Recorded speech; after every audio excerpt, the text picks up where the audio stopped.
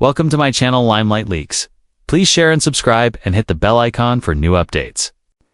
Before there was a big fight, there was a tractor. Ferrari Lamborghini wasn't born loving speed. It was born loving machines. A World War II mechanic who beat a Mia business owner. Orecho went back home to Italy and started a really successful tractor company, Lamborghini Tractors. His business did great. He made lots of money. Like many rich men back then, he wanted something faster than machines, Ferraris. By the late 1950s, Ferrari owned several Ferrari sports cars. They were beautiful, fast and fancy, but they were also hard to handle. Clutches broke, insides rattled, engines got too hot. Ferruccio wasn't just a rich man. He was a hands-on engineer. He saw what worked and what didn't. So, one day, angry after yet another Ferrari broke down, headed what few people dared to do. He went to talk to Enzo Ferrari directly. Back then, Enzo was more than just a car maker. He was like a king among men in the Italian car world. Ferrari was a brand built on racing wins and skilled engineering. No one told Enzo how to build his cars, especially not a tractor builder. But Ferruccio Lamborghini wasn't there to sign his things. He calmly told Enzo what he thought. Ferrari's road cars could be better. Their clutches were cheap. Their finishes weren't consistent. Ferruccio even suggested some technical improvements. It wasn't personal, it was practical. But to Enzo, it was insulting. And in that moment, with a dismissive wave and a mean look, Enzo said, the insult that will change everything. You may be a blotto, drive a tractor, but you'll never be able to handle. A Ferrari was a line full of ego and rudeness, and eat it, like a slap. Ferruccio didn't yell. He didn't argue. He simply walked out of Murciélago that day and decided right then a Ferrari wouldn't build the perfect car, he would. Not just to drive, not just to compete, but to prove that the so-called tractor builder could embarrass the king of speed on his turf. And that's how the war began. It's to understand the rivalry. You have to understand the man who started it, Enzo Ferrari.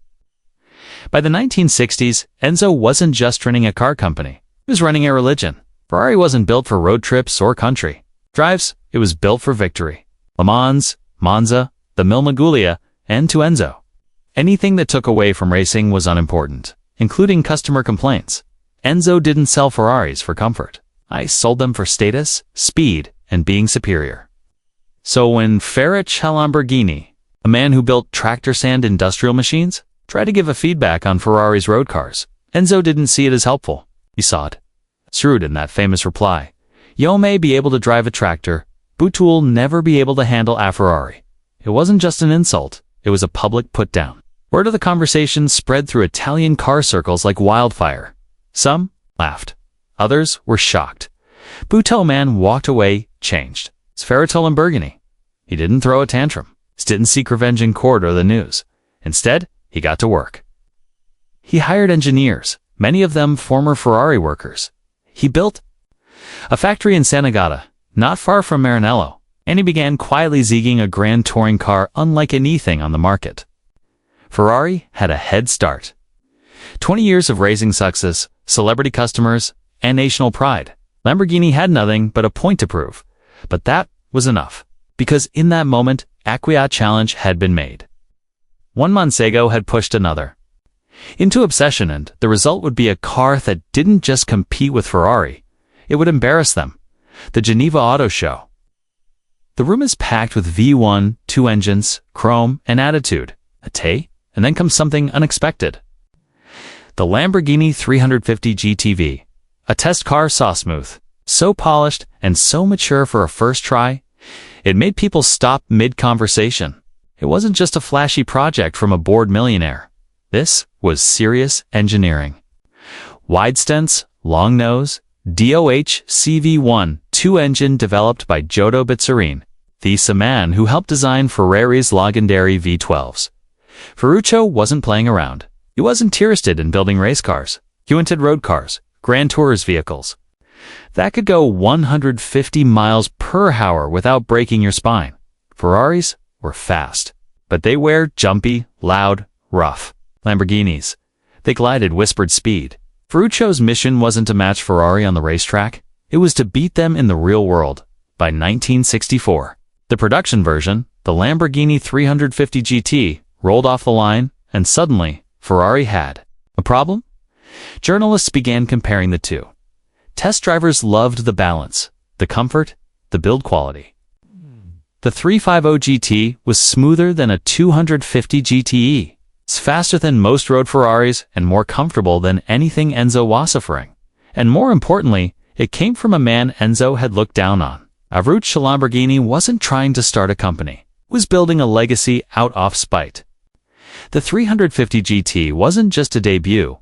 It was a warning shot. And Enzo Ferrari hard hit loud and clear. Enzo Ferrari's many things, but he was not a man who took challenges lightly. After the 350 GT landed and the press started talking about Lamborghini as a serious competitor, Enzo responded the only way he knew how. It's revenge on wheels. The Ferrari 275 JDB launched in 1964 was more than a car, was a statement. Sleek curves sculpted by Pininfarina, a long, confident nose, a transaxle near-perfect weight balance, and at heart of it all, a 3.3 LV1 to thought like a symphony in hell. The 275 GTB wasn't a copy of what Lamborghini had done. It was the next level. It was race-bred engineering disguised as elegance. It combined Ferrari's racing DNA with enough refinement to silence critics who said Lambo had beaten them on comfort. But it was the 275 GTB4, introduced in 1966, that truly delivered Enzo's message. First time Ferrari offered a dual overhead CAM V12 in a road car, something Lamborghini had already done, but Enzo's version tuned to perfection.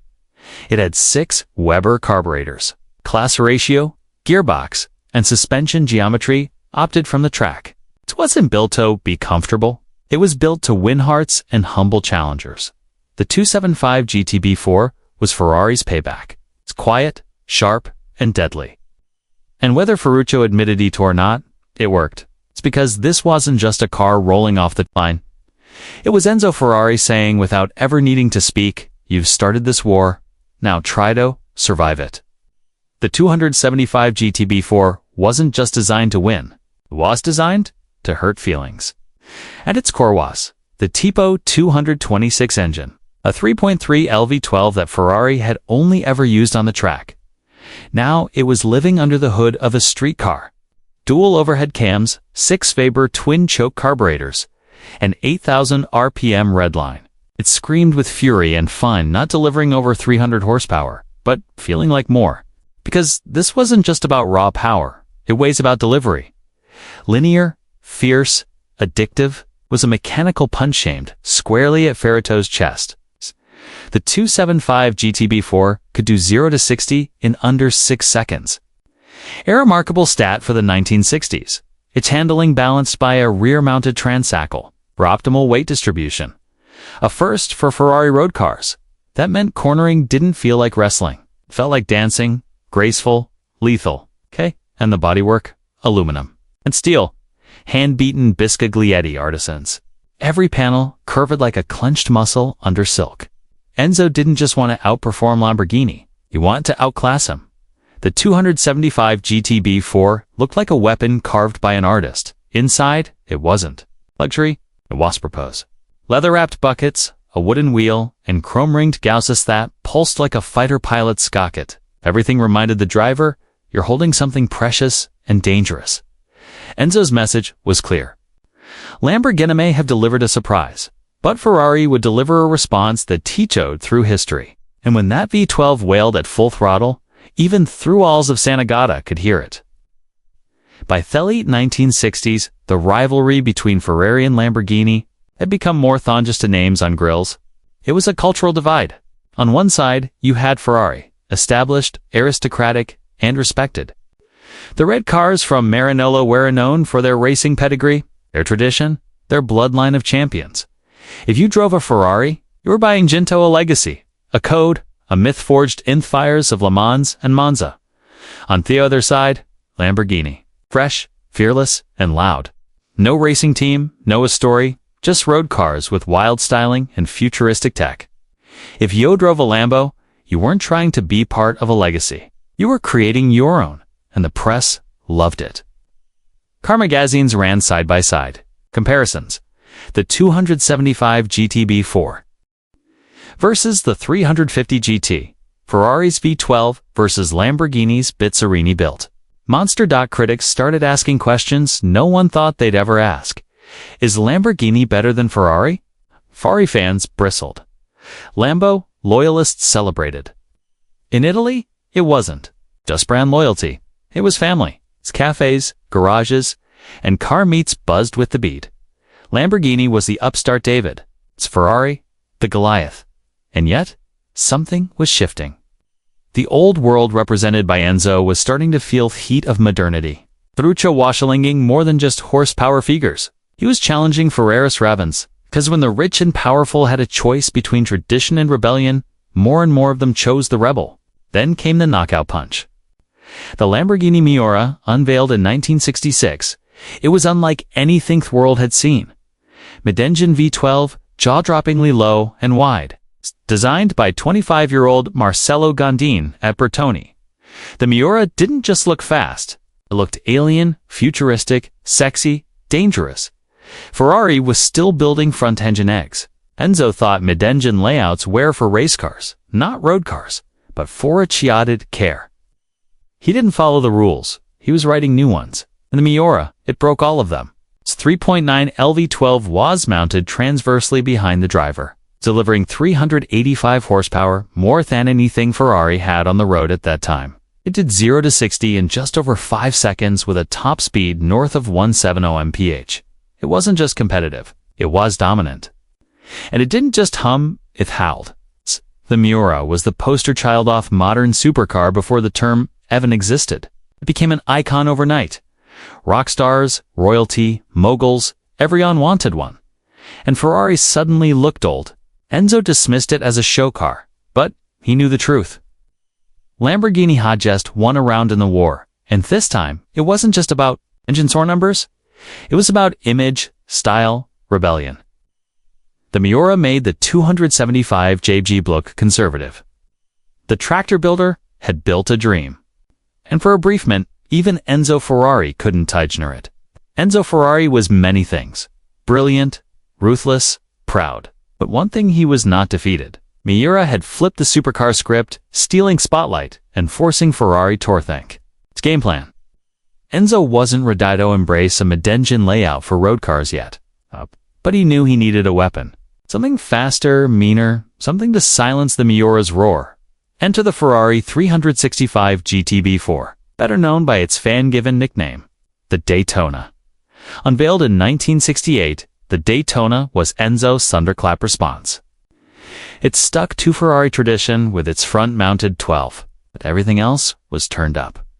Sleeker lines, a long shark-like nose, a cockpit built for speed demons. It's not so pretties, and under the hood, a 4.4 El Colombo V12, pushing 352 horsepower, more than the Miura.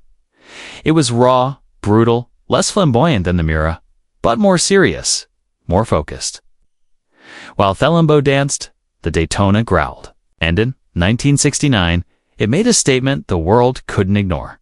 A top speed of 174 miles per hour, making it the fastest production car on Earth. For Enzo, it wasn't just a victory. It was a declaration. You want performance? He seemed to say, I'll give you the kind that bleeds your eardrums and bruises your spine.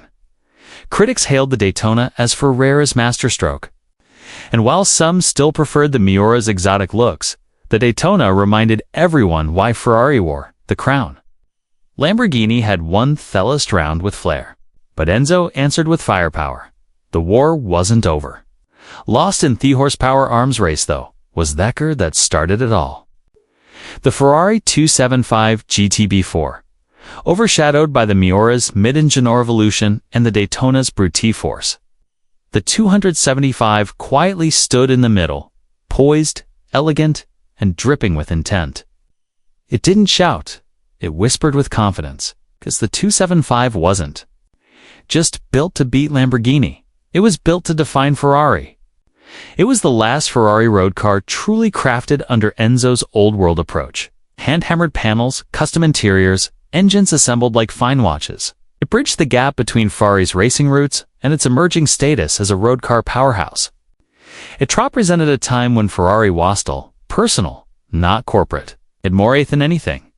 It was Enzo's rebuttal, Tobing challenge to being laughed at by a man who built tractors. The 275 GTB4 was his way of saying, this is what mastery looks like. Every swooping line, every precisely engineered curve. It was Sart, built out of spite. A V12 love letter to dominance. Years later, collectors would come to regard the 275 GTB4 as one of the most beautiful Ferraris ever built. Some said it was the perfect Ferrari. Not the fastest, not the flashiest, but the most balanced, the most pure. When people look back on Ferrari Lamborghini rivalry, they often point to the Miura or the Daytona. But in truth, the 275 GTB4 was the spark. The first weapon ensheathed in a war that would define an industry. Enzo Ferrari died in 1988. Ferruccio Lamborghini, 2 decades before. Sowed. Ma'am, before the. And yet, their rivalry still burns rubber through every racetrack. Showroom and magazines spread to this day. Every time a Ferrari SF90 goes to Toto with a Lamborghini Reventón, the echoes of that original insult, the klooch, the tractor jab, the pride, come roaring back. This wasn't just a boot cars.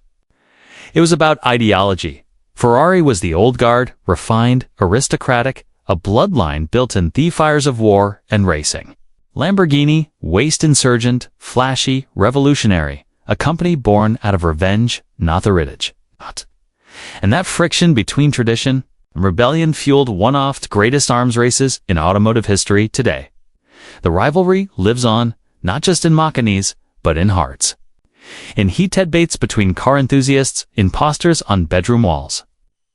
In the thunder-off V12 engines echoing through tunnels, the 275 GTB4, that was the first chapter of this ongoing story.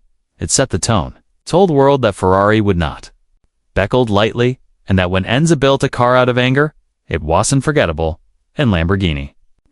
It showed that a vengeance can bleed, okay? Sometimes it to kiss a farmer with a vision to prove it.